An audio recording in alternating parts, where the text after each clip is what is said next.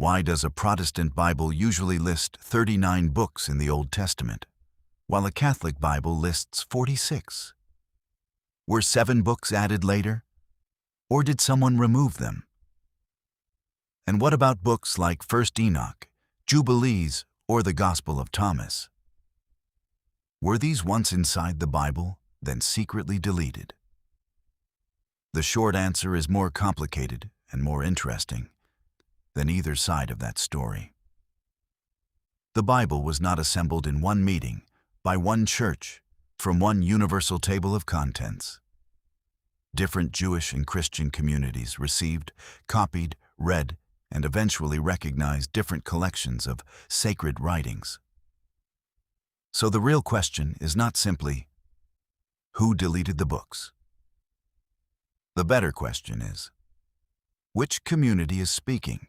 What does it mean by Scripture? And which historical tradition shaped its list?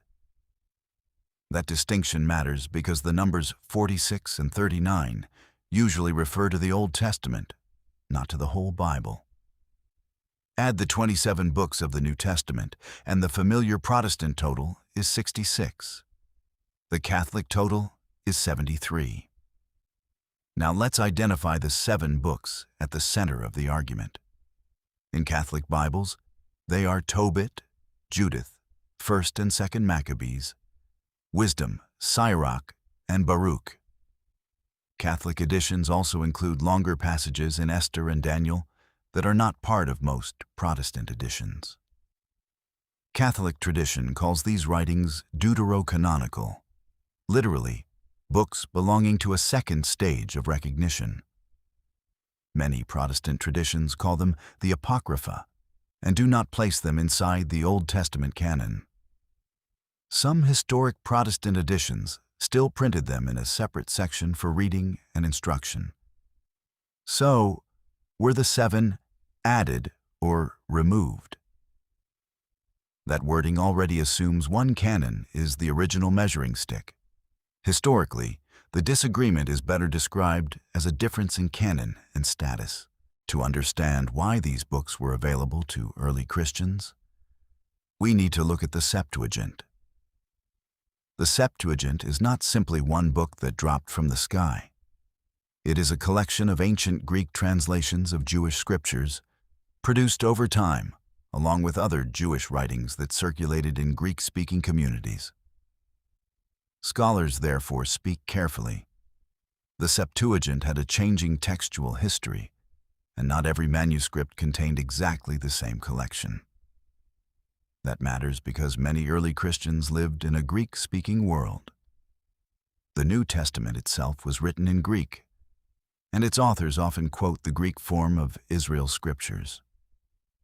Greek Christian manuscripts also copied books such as Tobit, Judith, Wisdom, Sirach, and the Maccabean books, alongside the writings that all major Christian traditions share.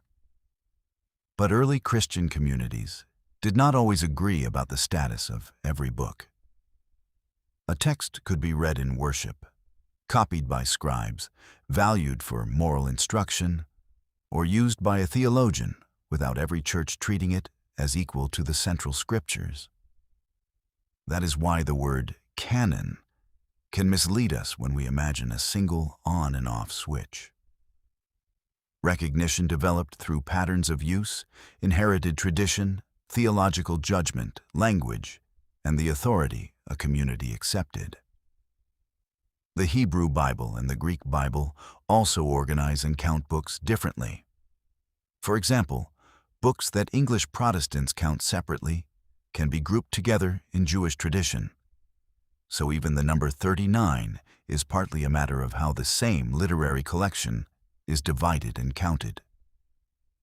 The 7 Catholic deuterocanonical books are not random medieval inventions. Most were Jewish writings from the centuries before Jesus, preserved in Greek or in multiple language traditions. They help historians understand the world between the Hebrew prophets and the New Testament. Jewish resistance under foreign rule, wisdom traditions, debates about resurrection, angels, martyrdom, and hope for God's justice. At the same time, being ancient and useful does not automatically settle the question of canonicity. A book can be historically valuable without being accepted as scripture by every church. So when did the lists become fixed? There was no single moment when every Christian everywhere received the same table of contents. Different leaders and communities proposed lists.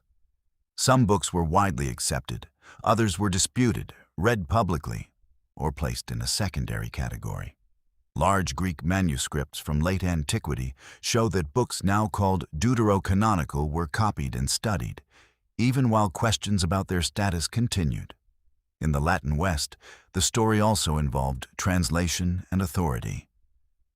Jerome's Latin work engaged the Hebrew and Greek textual traditions, and later Western Bibles circulated with the additional books in various arrangements. Councils and church authorities gradually gave clearer definitions to the books used in their tradition. Then came the Reformation, which changed the question from a specialist debate into a major church conflict. Martin Luther's German Bible of 1534 did not simply pretend the disputed books never existed. It printed them in a separate section called the Apocrypha, describing them as books not held equal to Holy Scripture, but still useful and good to read. Later, Protestant communities differed. Lutheran and Anglican traditions historically kept space for reading the Apocrypha, while Reformed and evangelical traditions increasingly published Bibles without it. The Catholic Church responded with a formal definition at the Council of Trent in the 16th century, affirming the 7 books and the relevant editions as part of its Old Testament canon. From a Catholic point of view, this was not adding new scripture. It was clarifying the canon received in its tradition. From many Protestant points of view, the same decision confirmed books that should have remained outside the canon.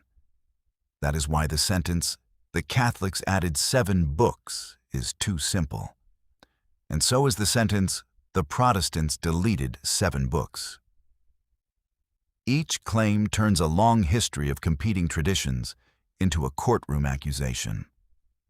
There is also a third family of Christian traditions to keep in view: Eastern Orthodox churches. Their Old Testament collections are based heavily on the Greek tradition, but they do not all use exactly the same list or the same counting system. Some include books and passages that are not in Catholic or Protestant editions. The Orthodox Bible is therefore not one perfectly uniform table of contents. The Ethiopian Orthodox Tewahedo Church is an even more striking example. Its official tradition describes an 81-book Bible and includes First Enoch and Jubilees among its Old Testament books. That does not mean all Christians once had an 81-book Bible and later lost most of it. It means Christian canons developed in different historical and linguistic environments. Now we can address the phrase, "lost books of the Bible." Some ancient texts really were lost, damaged, or preserved only in fragments. Others survived in manuscripts, but were never accepted as scripture by most Christian communities. These are different situations. Take First Enoch. It is an ancient Jewish apocalyptic work, assembled from several literary sections and associated by tradition with the patriarch Enoch. It was influential in the world of early Judaism and Christianity. And the New Testament letter of Jude refers to a prophecy attributed to Enoch. But a quotation or allusion does not automatically make the source a canonical book. Paul can quote a pagan poet without turning that poet's entire work into scripture. The same principle applies here. Influence is not identical to canon. First, Enoch gradually fell outside most Christian canons, while it remained scripture in the Ethiopian and Eritrean Orthodox Tewahedo traditions. It is therefore misleading to call it simply fake, and it is equally misleading to call it a universally deleted book. Its status depends on the tradition being described. The same caution applies to the Gospel of Thomas, the Gospel of Peter, Jubilees, and many other ancient writings. They are not all the same kind of text. Some are Jewish works from the Second Temple period. Some are later Christian writings. Some survive in only a few manuscripts. Some were never widely received in worship.